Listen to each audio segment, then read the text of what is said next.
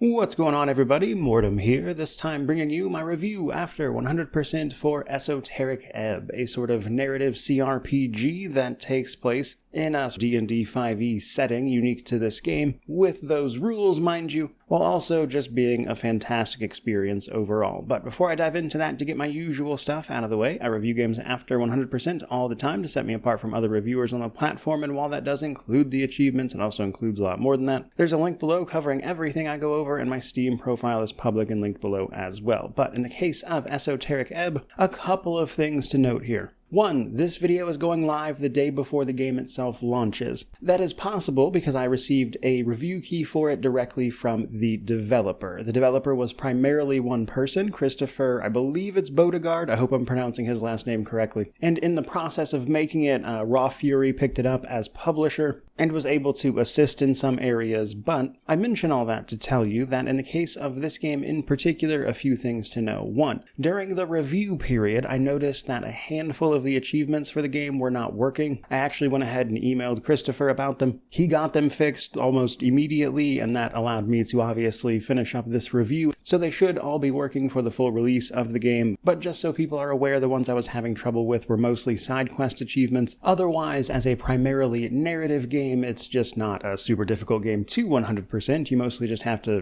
work your way through the narrative and have conversations with people, that kind of thing. Last thing, before we dive a little more fully into this, that I want to mention is that this kind of game is really rewarding on a first playthrough. With that in mind, while I am not going to be doing anything I would consider like a direct or big spoiler, I do think this is the kind of game that is probably best played blind on your first playthrough. But either way, if anything like that is a concern for you, I would consider just listening to this instead of looking at like contextual stuff in the footage, that sort of thing. Now, with all of that out of the way, let's go ahead and dive fully into this and talk a little bit about the game itself. Esoteric Ebb puts us in the role of the cleric, who is actually just one of many clerics that, for whatever reason, people refer to as the cleric. Now, who this character actually winds up being, and whether or not you would really call them a cleric first more than anything else, is ultimately up to you as you shape the adventure. But nonetheless, you are called a cleric because you serve a god known as Earth, and you do so at the behest of what is effectively the government in the area. And you are called in specifically to investigate an explosion at a tea shop due to the clerical training that you have had in what are referred to as esoteric events. Esoteric in this context is basically just wild magic. Unsurprisingly, investigating this explosion leads to a whole bunch of events that sees you unraveling an entire plot. In order to do that, however, or assuming you even want to do it, you're going to have to build your character up and move them through this city, encounter all sorts of different people, and navigate through all of those individual little landmines, including the upcoming election, which has got everybody on edge, and a whole bunch of political back and forth. That all culminates in a game that I think approaches both the concept of Dungeons and Dragons and tabletop RPGs from a really fresh place, getting into the nuances of how, things like the death penalty work in a place where you can just resurrect everyone, that kind of thing. And we're going to dive into all of that over the course of this review, but I wanted to state here towards the beginning somewhere that this game resonated with me in a big way. I really, really enjoyed this. It will almost certainly land on my list of games that were better than I expected this year. And from there, let's dive into a little bit more of the why. First, though, we do need to talk a little bit about the technical state. Nothing bad, mind you. This game ran mostly flawlessly. As I mentioned, I did have those problems with the achievements that were fixed ahead of the actual release date, obviously. However, there are two things I want to mention otherwise. For starters, the only problem I ran into outside of the achievements was just that I got stuck in a conversation exactly one time. You cannot exit out of a conversation outside of just clicking the dialogue option that brings you out of the conversation. And in one instance, the games are sort of locked up and didn't give me an option to select, and I had to load a save to fix that. That is the only technical problem I ran into. I did also want to simply mention in this section that the game is not voice acted. It is a pretty text-heavy game. I think how fast you get through it is going to largely depend on how fast of a reader you are, as none of this is really voiced, and that's probably going to be a pretty big downside to most people, so I wanted to mention it in here as well. Keeping it rolling, however, next up I want to talk a little bit about difficulty and character creation. Now, I only want to mention difficulty because, in the context of this game, difficulty basically comes down to the dice rolls, and the game itself is relatively set. How well you do with this game, I would say, largely comes down to how well you understand D&D 5e and how you can affect its RNG, etc.,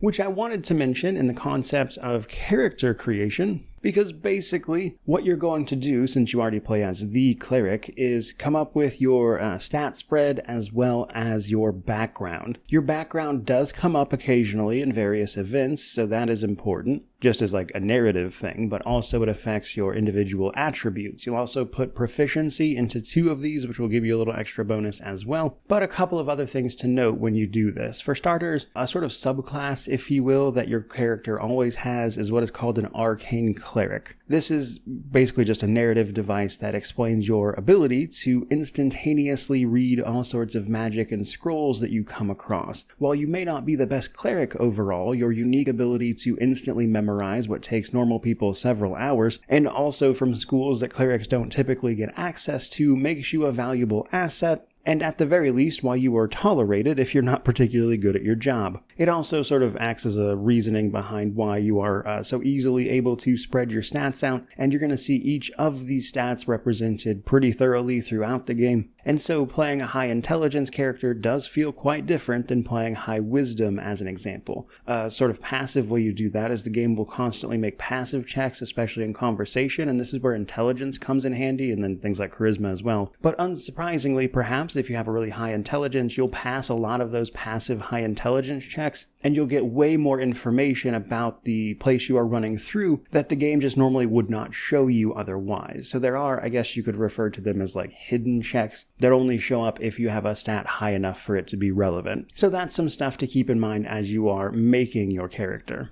Next up, let's talk a little bit about the story setup. Now, I do want to just give a quick mention to the fact that the game does use a small framing device where it is mentioned that you are like playing a tabletop session being DM'd by Chris, as it would happen, and it's just kind of a fun way to frame the entire story given, of course, the context of the game at large. Otherwise, as I've already mentioned, our cleric is sent into town to investigate an explosion at a tea shop that was very clearly some sort of nasty business, both because it was an explosion, but also because there's a first ever election coming up in a few days where all sorts of parties can vote to, of course, establish power for the first time in the wake of several bad events. Namely being that places like humanity as well as goblins are basically on their last legs. The sort of civilization that you find yourself in is just about all that's left of humanity after some devastating wars with things like walking godly avatars that were here before, like your own god Earth, who is said to have died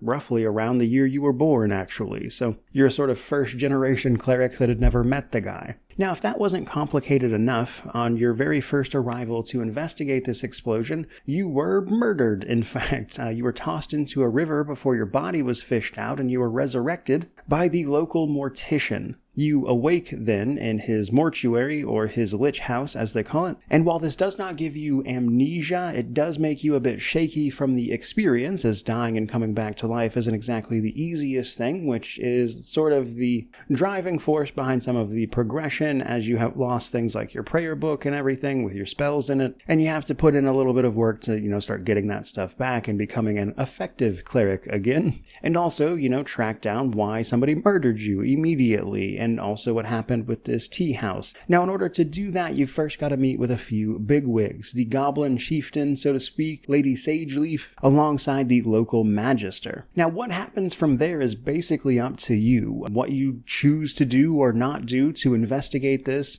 or ignore it entirely, is going to shape your adventure. Now, a couple of quick notes. The game, technically speaking, does have a time limit in the terms of days that are passing. When you have conversations with people, etc., time passes as you do that. There is a whole day-night system. You will get exhausted if you don't long rest at night. But on top of that, what I really, really enjoyed was just the sort of ways you could approach this game. So you can just kind of outright ignore some of your main objectives. Like, for instance, you're supposed to investigate the tea shop, but you don't have to do that. It's possible to beat the game without ever setting foot in the tea shop you were sent here to investigate. It's also possible to never speak with Magister Darrow, who's one of the bigwigs in charge of the area that you are instructed to talk to, but you can just not do that. And the game is really good about responding to that stuff in fun ways. And the way all of that stuff was presented, as well as unraveling the narrative of what happened as well, is just a lot of fun. And I think if you like the concept of D&D D&D at large, or even just the concept of tabletop games as well as CRPGs, you'll probably have a pretty good time with the story of this game. And as silly as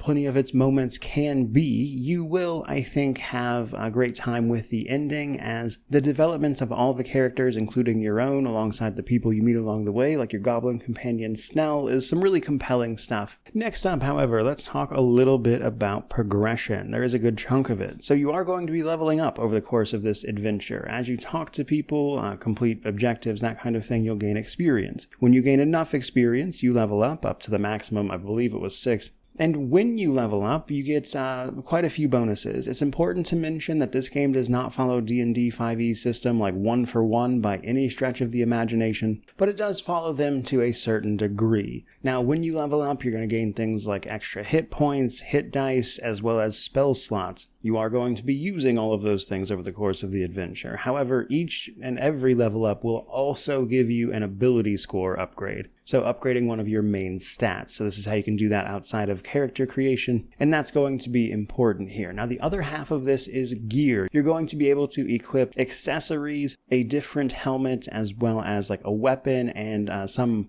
various form of, I guess you could call it, literature. Now, this can be things like your prayer book if you choose to get it fixed, or it can be things like magazines, notes, etc. that you find around. But it's important to mention that each of this stuff behaves a little differently. You cannot unequip your helmet before you ask. And while your accessories and things like your weapon tend to be pure like benefit, other parts of it are a little different. There are accessories and things that can take stats away from you. Your helmets in particular are usually a benefit at the cost of a detriment, but also it's important to mention that you will not actually be using your weapon in encounters. It's purely just for stat benefit. We'll get to that here in a little bit, but encounters are, I would say, a little more traditional to what tabletop role-playing encounters can be when it comes to D&D 5e. Then there are your spells. You are going to start out knowing basically no spells, but you can encounter them and relearn a bunch of them following your brush with death, let's call it. As you learn these spells, you're going to be able to use them for their intended purpose. This includes things like talking with animals, healing, speak with dead, which can help in your investigation. However, a lot of these were not made equal. Some of them don't see a ton of use. Like, for instance, you can get the spell knock, and I really don't think there's many opportunities to use that effectively, but you can get it. Whereas things like bless or shield of faith are actually useful in the encounters you find yourself in if you choose to use them. Alongside that, perhaps the biggest progression system, however, is the feats system. So you still get feats in this game, but they work a bit differently than they do elsewhere. So basically, each and every single quest or big quest you find yourself on, there are several unmarked ones, but the big ones all show up in your sort of a mind palace type thing, and when you complete those quests, no matter how you did it, you can let the outcomes of that quest take root in your mind, which allows you to choose between a bunch of different feats for that specific quest. Once you do that, you can equip that feat, and you can do that up to 4 times at once. You can choose to forget feats and swap them out, and this is how you can sort of adjust exactly what you're getting from each individual one, or adjust them to specific situations in certain cases, that kind of thing. Now, as I explained all that, you may well be wondering about long resting, short resting, etc. Both are in the game. Short resting can do things like restore a couple spell slots here and there, or if you long rest, it will restore all of them, but you don't have to worry about that too much because the game actually does provide you with items that will also restore all this stuff or increase your ability stats, things like that. So there is progression in terms of like the things you are picking up and the quests you do as well, just so you are aware. Lastly, just kind of a note in terms of progression is that you can pick up companions along the way. You've got the main one who's going to assist with basically your entire adventure if you want them to. That is Snell the Goblin. And then with a little bit of work, you can get 2 other companions, sort of. One of them, Etir, I'm not exactly sure how to pronounce her name, but an angel that will accompany you in a specific portion of the game if you do enough to confront and interact with her, as she is initially quite intimidating, let's say, And then on top of that, there's another character named Meek that is a little bit hidden that can also become your companion if you pass some checks and stuff. But I do want to mention that both of the companions besides Snell are situational. You can only use them at certain times, so to speak, so don't expect them to fully travel around with you at all times. Now then, let's go ahead and talk gameplay and world for this one. So I want to talk a little bit about the setting and then also how this works functionally speaking. You find yourself in a relatively small area. It's kind of like a little island you're almost on. And there's the sort of main explorable area, a couple of side neighborhoods, and then there's a big sort of dungeon called the Pillars below you. Some of your methods to traverse a lot of that are dependent on, some of the things you do in the game to get access to those places, or whether or not you have the skills to get into them, but for the most part you can freely explore all these different places, following up on your investigation, talking to characters, chasing down side quests, etc. However, in terms of what you are actually doing then, it is unsurprisingly a lot of talking as you work on either getting to the bottom of the election itself or following up on leads. Now what's interesting though is really just exploring the setting you find yourself in. I've already mentioned that you are a cleric of Earth. Earth used to be like a real person walking around, and that transition happened relatively recently. There are people alive today that knew that god. You can find those people, like the angel Atir, and potentially try to talk to them and get to the bottom of that setting. You can also find out about things like I mentioned with humanity having been severely wiped out. You can also find out about the Esoteric Ebb, the namesake of the game. So one of the things that is interesting about this setting we find ourselves in is the fact that most of the really strong magic in the world has faded. These days, even the most powerful magic users are really only able to cast up to the 5th level. It is possible with things like scrolls and whatnot to go higher than that, but it has become extraordinarily difficult to do, and that has obviously changed the political landscape, while also making creatures and things that are just naturally stronger than stuff like that a bit of a different beast altogether, and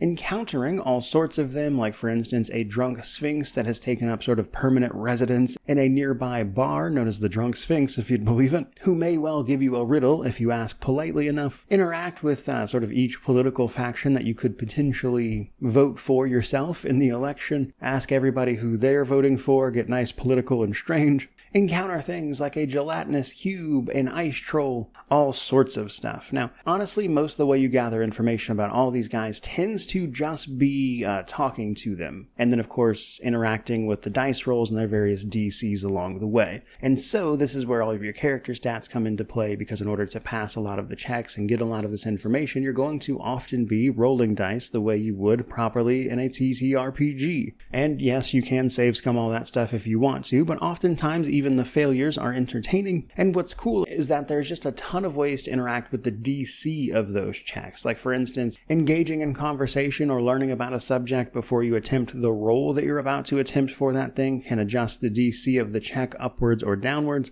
There are also specific items that can help in specific instances to pass those checks and potentially open up other options. There's all the spells that you can use situationally to have effects on the outcome. And in many ways, it does really feel like just having a fun little tabletop session with a very specific goal in mind. Now, the funny thing here is what you choose to do in terms of responses. Like, you're a cleric, very clearly. However, you can choose to not present yourself as a cleric, and perhaps a rogue or a wizard, and when you ask what people are voting for, you can choose to be very smart and apolitical, as the game calls it, or you can pick one of the other factions to potentially vote for, or you can only half-jokingly tell people that you're going to vote for yourself and become the god wizard king of the coast. But more than anything, I found this experience to be a really fun representation of what I think people enjoy about both CRPGs, but also tabletop games at large. I think it's a game that also dives into the nuance of a lot of those things. You can get down to the bottom of the way your companions feel about the situation they find themselves in. You can also choose to just track down the objectives and play it pretty straight-laced if you want.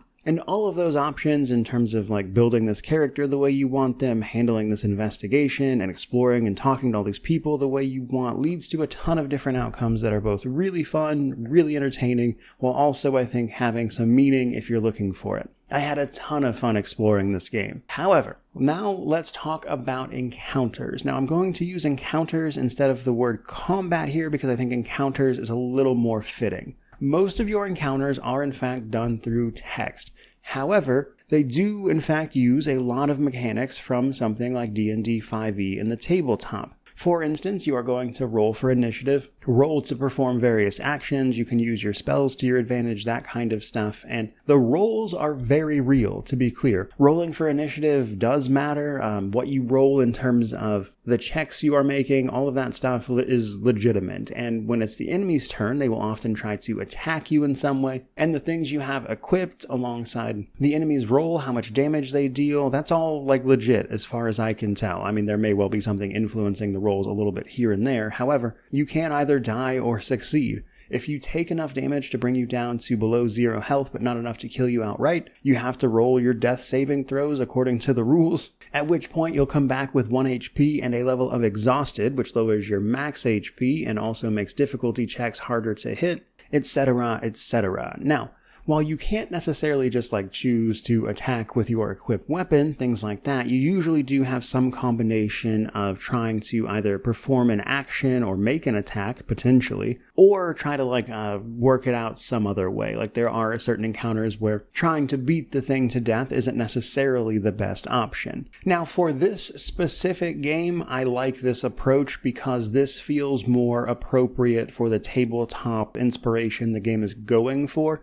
This feels more like the way it would be handled in a tabletop session, unless you play with a group that gets really heavy into the tactical battles, which are also possible with this system. But D&D 5e especially does absolutely allow for this more loose narrative approach to combat encounters, and I think it is at home here personally, and I think the way this is handled works for this game, which is the more important thing, I would say. But that does bring us to the Steam Deck section before we start hitting positives and negatives. This game plays perfectly well on the Steam Deck, as you can probably tell just by either watching this video or my descriptions of it. The game is primarily narrative. It's going to play very well there. There really shouldn't be too many issues at all. It's got full controller support. All of the text, etc. is easily adjusted to the screen itself, so I think you'll probably be good to play this with minimal effort on the Steam Deck. I think if anything, it's kind of a good game for it. Which brings us to positives, negatives, and then we'll wrap this thing up. So on the positive side, I loved the setting of the game itself. I loved the writing, how it approaches the nuance of what